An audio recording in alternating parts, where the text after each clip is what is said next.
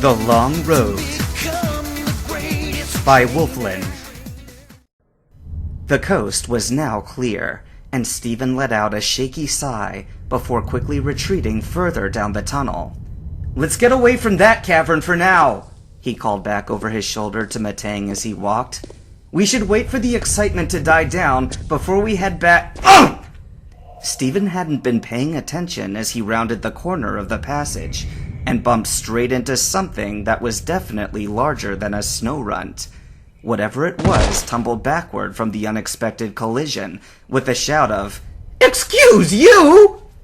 When Stephen finally got a look at what he'd hit, that something turned out to be a someone, and they were just as distinguished in the cave's dim light as they were in the bustling crowd outside the contest hall. "It's you!" Wallace frowned as he reached up to straighten his cap, one hand gingerly across his midsection.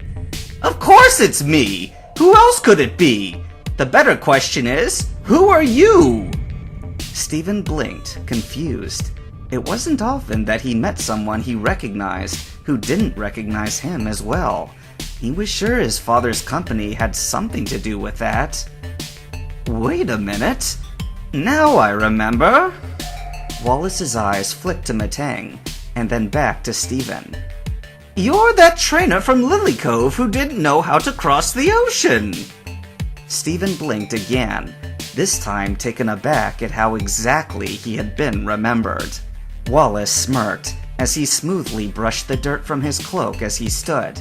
"I guess if you've managed to run into me down here in Shoal Cave, then you must have eventually figured it out. Congratulations." It didn't sound very genuine. Thanks, I guess," Stephen fumbled, still gobsmacked at the coincidence of it all. "But that brings me to another question. Why on earth are you down here in this dreadful place?" "Dreadful? Obviously. It's gloomy and cramped, and it is the complete antithesis of everything the ocean represents." For some reason, the urge to defend the cave's honor welled up inside Stephen. "Well, if you dislike it that much, why are you down here?" "Because my master requested it of me." Wallace finished with a sigh of resignation, but his tone softened as he peeled back a lapel of his cloak. "It's time to train this little one in its natural environment." Nestled in the heavy fabric was a baby squeal. Its mouth opened wide in a gleeful bark, and it waggled its tiny fins with excitement. Curiously, Matang hovered in close with a soft hum, extending a gentle claw in greeting. Wallace gave the steel type a wary look before swaddling the squeal in his cloak with a huff. "Who, might I add, you nearly squashed when you barreled into me!"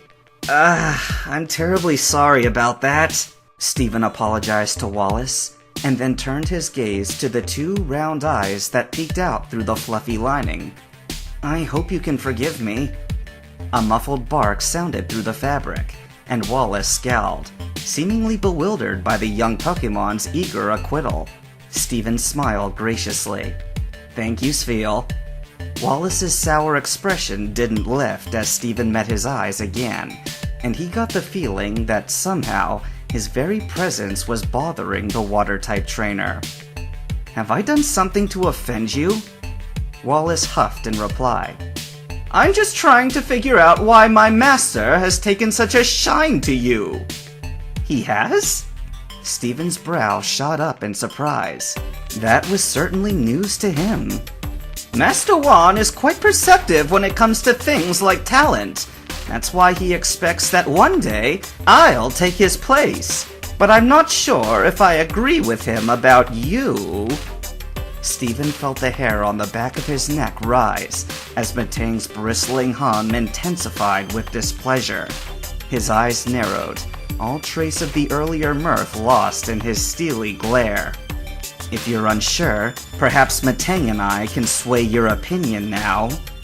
But Wallace was unfazed. "Somehow I doubt that. I'm not going to battle you here. I don't even have my team with me. Besides, we'll find out when you eventually make your way to the gym." I guess that's settled then, Stephen said with a frown. He wasn't wholly unhappy that Wallace balked on his challenge, as he had said something else on his mind after their conversation. With a flourish of his cloak, Wallace brushed past Stephen. We'll be on our way now. Wait, one more thing before you go. Wallace paused with a cool stare as Stephen continued. You mentioned something about training in Spiel's natural environment? It seems odd that an aquatic Pokemon would call a cave like this home. Amusement played across Wallace's face.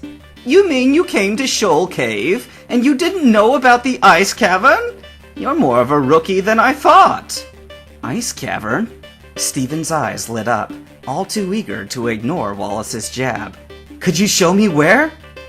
The insistent excitement in Stephen's voice told Wallace there was little choice he had in the matter, and he sighed.